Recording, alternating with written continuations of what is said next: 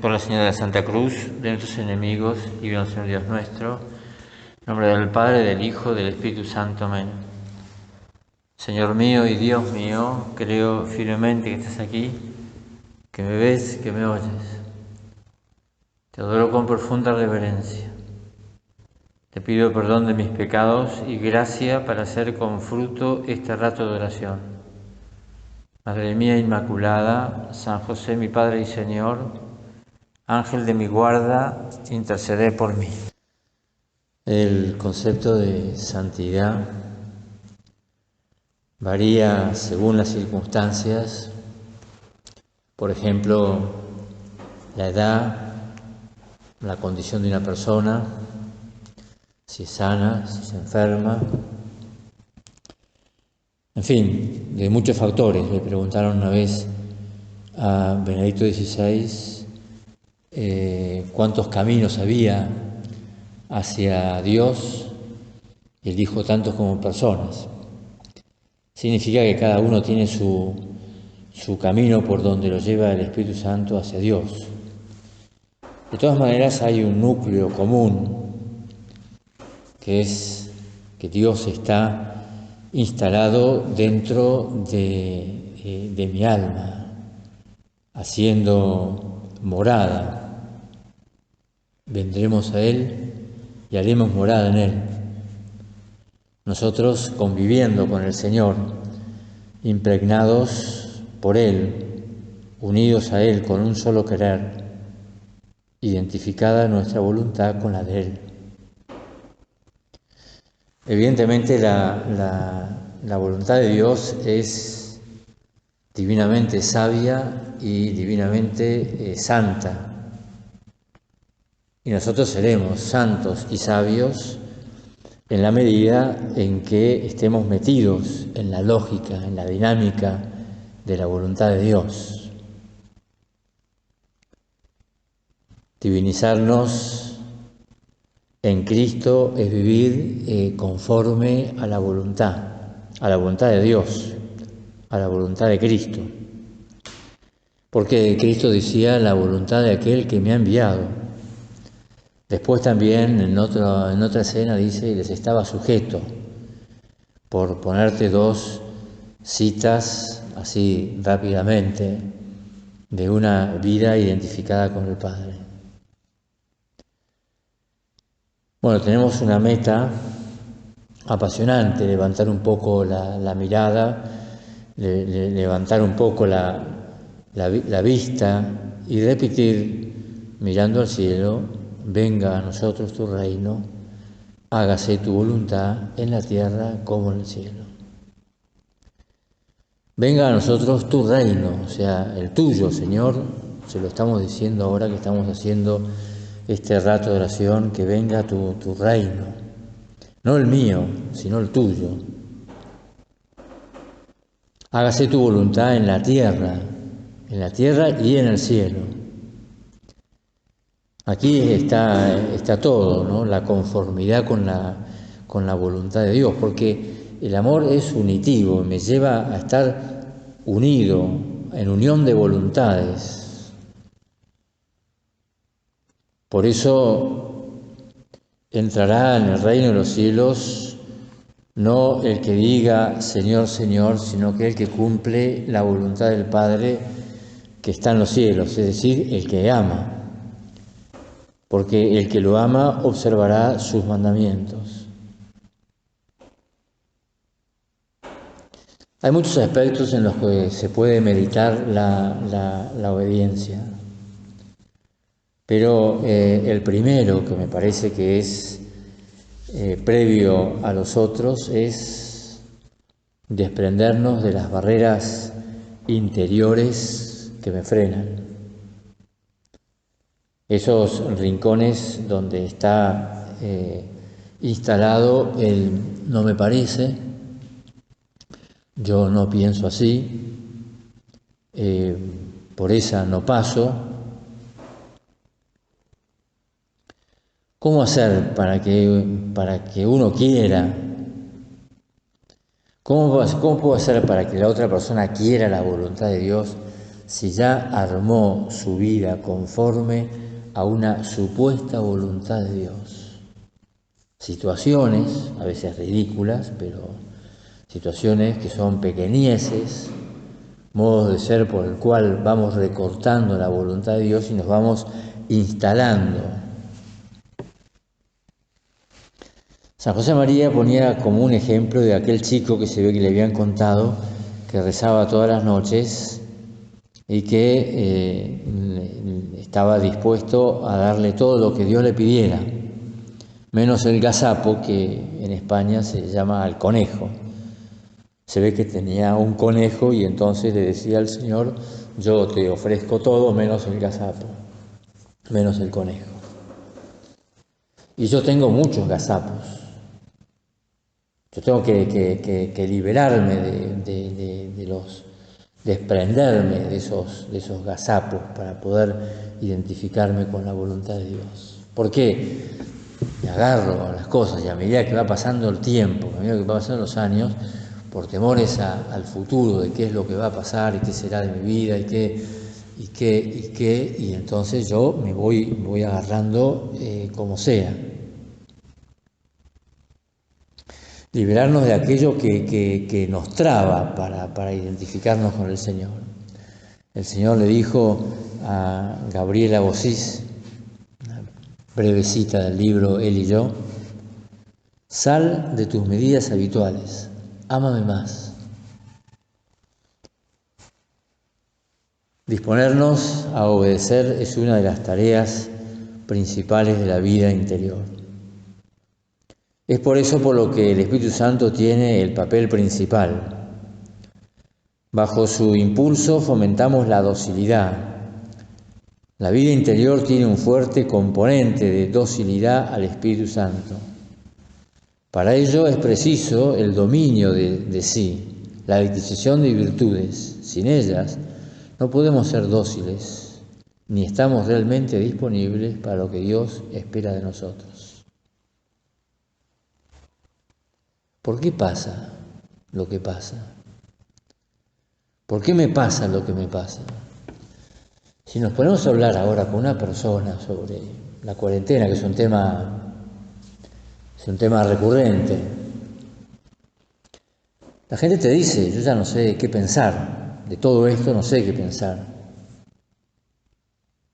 No sé si son eficaces los barbijos o no, porque aparecen mensajes diciendo que no, que la vacuna sí, que la vacuna no, que el encierro sí, la distancia social, que los deportes individuales, deportes, en fin, hay de todo. Conozco una chica que fue internada por un tema de gastritis. De entrada lo que le hicieron fue el hisopado, cuarentena, aislada, internada, aislada. Le dio negativo, hoy posiblemente vuelva a su casa. Segunda internación a causa de un posible coronavirus. La primera duró 11 días. Entonces uno piensa, bueno, ¿qué es lo que está pasando? ¿Qué es lo que está pasando en el mundo? Esta cuarentena, si es la más larga, si es la más corta del mundo, todo eso. ¿Podré darme cuenta yo de que hay una voluntad divina detrás de todo? Tendré la sensibilidad para darme cuenta de que el Señor va operando un trabajo fino a través de una serie de hechos y de acontecimientos para que yo sea santo. No me puedo enojar con la vida. Tampoco me puedo enojar con el Señor, porque si me enojo con la vida estoy enojándome con el Señor. No me puedo enojar con Él, porque Él siempre tiene razón. Decía un obispo con gran sencillez, decía: no te pelees con Dios, Dios siempre gana.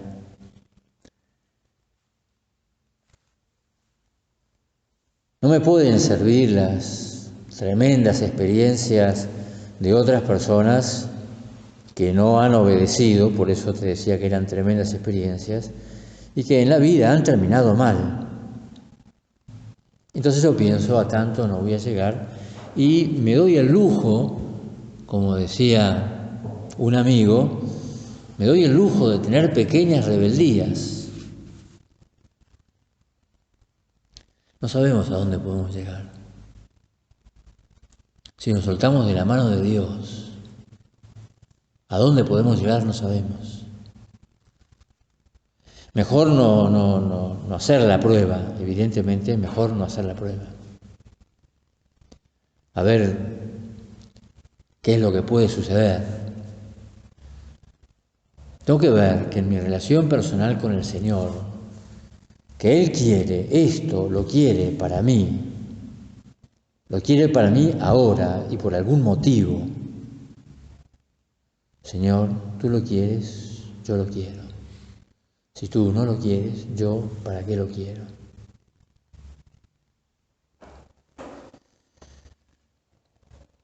En las Escrituras, en los preceptos de la Iglesia, en las obligaciones propias de mi Estado, hay una voluntad concreta de Dios para mí.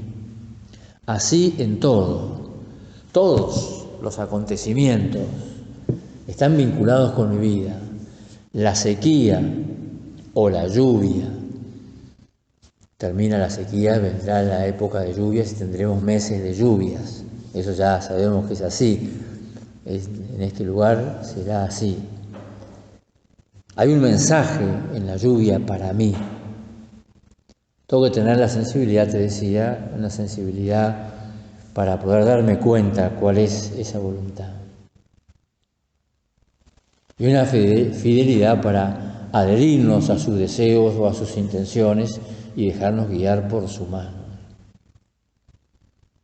Lo demás es un engaño. Como decía un viejo predicador ya fallecido, estás haciendo de tu vida una mentira.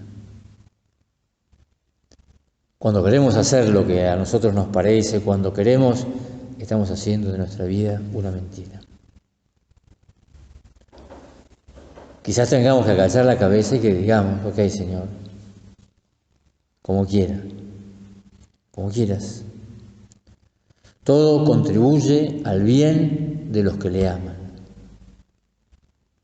Hay una providencia de Dios que se preocupa de cada uno de nosotros. Quizás no la terminamos de ver y entonces, para asegurarnos por las dudas, está bien, esta es la voluntad de Dios, yo lo acepto, pero por las dudas. Obviamente, si no se trata de ser un improvisado y hacer que el Señor gobierne todo, el Señor también quiere el aporte de nuestra voluntad, el aporte de nuestra inteligencia, de nuestra ciencia para hacer las cosas. Pero nos daremos cuenta de la instrumentalidad, de que todo es un instrumento en las manos de Dios.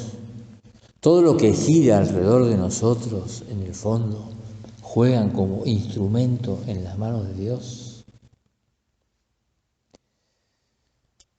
Sí, a veces he pensado que es muy fuerte, o sea que el deseo de santidad que tiene el Señor sobre nosotros, ese deseo de santidad, es un deseo muy fuerte. La voluntad de Dios es muy fuerte. Si no funciona Internet, es porque el Señor no quiere que funcione Internet. Y cuando no quiere, no quiere. Y si el Señor no quiere que nosotros veamos un determinado mensaje, que no lo veamos nunca o que lo veamos en otro momento, cuando no nos demos cuenta, no lo vamos a ver. Pero que seamos conscientes de eso, no lo vamos a ver.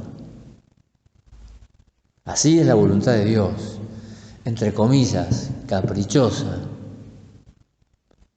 porque por momentos funciona Internet, por momentos no funciona, vuelve a funcionar, y así, Señor, lo que quieras, como quieras, cuando quieras. Así, entonces te decía, la voluntad de Dios respecto a nuestra santidad es muy firme. Tenemos que tener en cuenta esto. gente a veces tiene miedo a los contagios. No digo que hay que ser un inconsciente respecto al coronavirus. No digo eso. Tomar las medidas, perfecto. Pero nos lo agarramos o porque el Señor quiere, y no lo agarramos porque el Señor no quiere. O sea, así.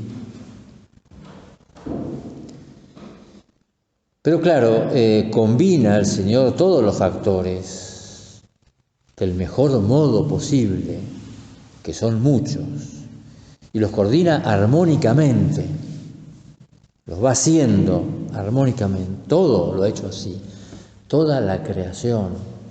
Esta idea salió ya en otra de las meditaciones, ya salió, pero te lo repito, no me importa.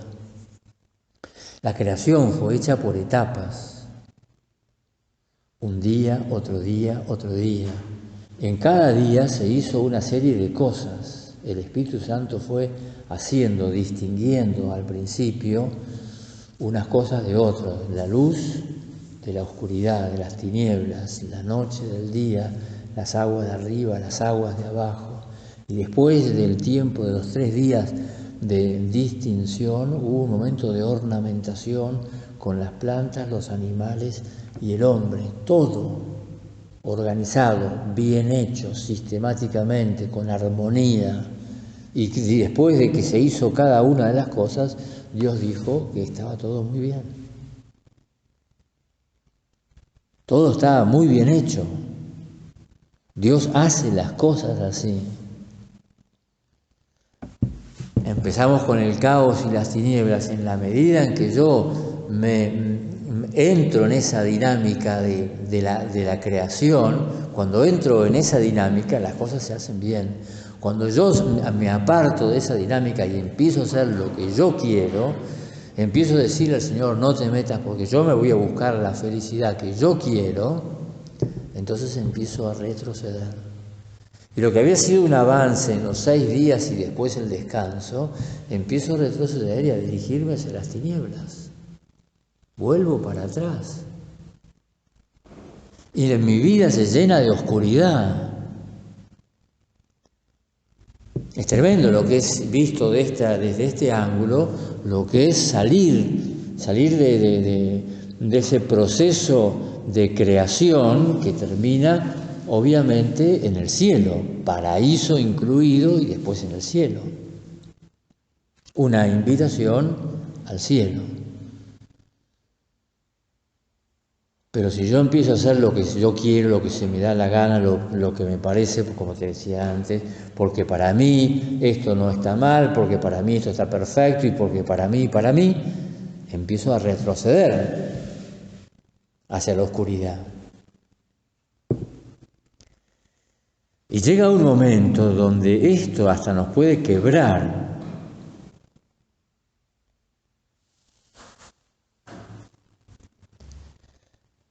Nos puede quebrar porque estamos jugando una especie de pulseada con el Señor, convenciéndolo para que se hagan las cosas tal como yo he pensado, no como las ha pensado el Señor. San José era el hombre o el santo del encogimiento de hombros. Señor, tú sabes que lo que es mejor. Haz esto o aquello según te agrade. Da lo que quisieras y cuanto quisieras y cuando quisieras. Haz conmigo como sabes y como más te agradare y fuere mayor honra tuya. Ponme donde quisieres, dispón de mí libremente en todo. En tu mano estoy. Vuélveme y revuélveme a la redonda.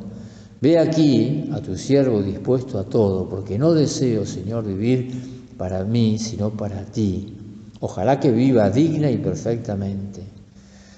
Dame que desee y quiera siempre lo que te es más acepto y agradable a ti.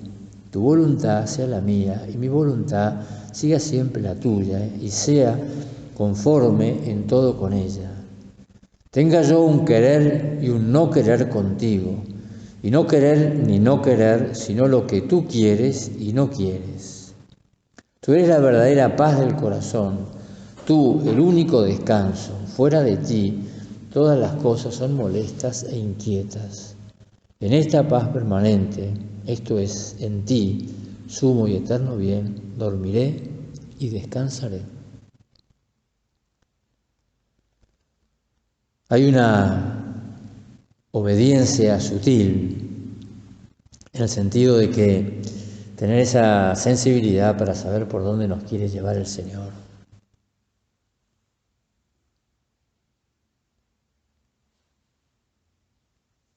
En Getsemaní, del corazón y de los labios del Señor sale una impresionante confidencia a los apóstoles. Mi alma está triste hasta la muerte. ¿Qué tristeza es esta de Jesús? Una tristeza que nace del amor a Dios, del dolor por los pecados de los hombres y de la natural repugnancia de su naturaleza humana ante el sufrimiento y la muerte. Una tristeza de inmenso valor redentor, porque su voluntad humana está decidida a identificarse con la voluntad divina por encima de todo. Nada tiene que ver con la tristeza que procede del amor propio. La diferencia entre una y otra, que es radical, se manifiesta también en el modo de soportarla. San José María se refería a la primera, la de Jesús, cuando en una ocasión, después de renovar su determinación de llevar la cruz, se preguntaba, pero ¿y si la cruz fuera el tedio, la tristeza? Yo te digo, Señor, que contigo estaría alegremente triste. Cristo acepta plenamente el sufrimiento. Abba, Padre, no se haga mi voluntad sino la tuya. Nunca podremos entender del todo por qué Dios quiso salvarnos precisamente a través de la pasión y muerte de su Hijo. Pero sí llegamos a entender que no fue el dolor en cuanto tal lo que constituyó una reparación por nuestros pecados, sino el amor y la obediencia de Jesús, que mostraron su grandeza en la aceptación del sufrimiento hasta la muerte y muerte de cruz. También nosotros, hijos, demostramos y demostraremos la calidad de nuestro amor con la piedra de toque del dolor. Y en este dolor, con Cristo y en Cristo, encontraremos una felicidad que el mundo no puede dar.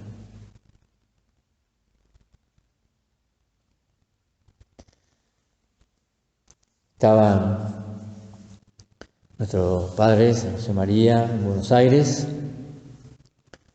Lo había ido a visitar un obispo con el que iban a almorzar. Estaban esperando en la sala de estar de la chacra para ir a almorzar. Y entonces, en ese momento, cuando le avisan de que la comida está lista, San José María salta de donde estaba sentado, ¿no? O sea, con una mortificación, pone esfuerzo en levantarse. Y le explica que lo nuestro no es una obediencia de cadáveres, sino que es una obediencia inteligente. Dice, los cadáveres están para ser enterrados. Lo nuestro es una obediencia inteligente. La lógica eucarística sobrepasa toda lógica humana, no solo debido a que la presencia de Cristo baja las especies sacramentales. Es un misterio que nunca podremos comprender plenamente con nuestra inteligencia, sino también porque la donación de Cristo en la Eucaristía desborda completamente la pequeñez del corazón humano, la de todos los corazones humanos juntos. A la capacidad de nuestra mente, tanta generosidad le puede parecer inexplicable, porque se halla muy distante de los egoísmos grandes o pequeños que tantas veces nos acechan. Obediencia. Obediencia significa saber escuchar, porque obediencia significa de audire, someterse a lo escuchado, a lo que oigo. En eso consiste la obediencia, saber escuchar, tener esa docilidad. He aquí que estoy a la puerta de tu corazón y llamo. El que escucha mi voz y me abre, entraré con él y cenaré con él. y Él conmigo. Claro, la voz del Señor no es una voz fuerte, el que escucha mi voz. Queda la libertad de no escuchar, de tener tantos ruidos en la cabeza, de no saber escuchar la voz de Dios. Nosotros queremos tener el recogimiento necesario como para poder escuchar la voz de Dios, seguir dócilmente lo que Él nos va indicando y descubrir esa voz de Dios a través, como te decía, a través de todos los acontecimientos, de todas las palabras, de un libro que estoy leyendo, de una música que estoy escuchando, de un comentario de una persona, aunque sea de pasada, todo. El Señor se vale de todos los factores para poder decirnos lo que nos tiene que decir, hasta que no encuentre un corazón humilde. Porque el Evangelio, que es la buena noticia, transmitió al Señor entre las personas humildes de corazón. Mientras yo no tenga esa humildad de corazón, nunca voy a poder escuchar ese Evangelio, esa buena nueva que el Señor me quiere transmitir a mí. Tal es así, la palabra de Dios es tan fuerte, llega tanto al alma, que cuando llega el momento del Evangelio nos ponemos de pie para escuchar la palabra del Señor y decir, gloria a ti, Señor Jesús. Cuando yo escucho la palabra de Dios en el Evangelio, en la Santa Misa, respondo, gloria a ti, Señor Jesús.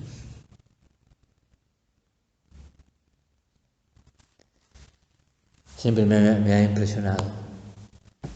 También quizás te lo haya dicho en alguna otra meditación, pero igual me ha impresionado. Cuando leí el libro El Pozo de Sicar, de Gebrot, en el último capítulo, hablando del diálogo de Jesús con la samaritana, dice que la palabra del Señor llega hasta el fondo del corazón y impulsa, conmueve. Entonces, en ese capítulo, que creo es el último o el anteúltimo del libro, cuenta de los primeros mártires de Cartago, donde queda un acta de los mártires de Cartago, hay una lista, fulano, y termina diciendo la samaritana. La palabra de Dios llegó hasta el fondo. Quizás después se bautizó con alguno de los apóstoles, vivió la vida cristiana, por esas cosas de la vida tuvo que viajar a Cartago y dio la vida por Jesús en Cartago. Impacta, la palabra de Dios impacta. Y nosotros queremos ser dóciles a esa palabra. Le vamos a pedir a la Virgen que nos ayude a ser obedientes, o baudire, sí, tal como ella, ¿no? Que podamos hacer propias sus palabras. He aquí la esclava del Señor.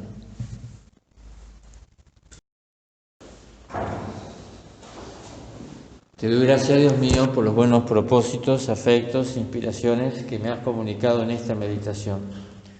Te pido ayuda para ponerlos por obra. Madre mía Inmaculada, San José mi Padre y Señor, Ángel de mi guarda, interceded por mí.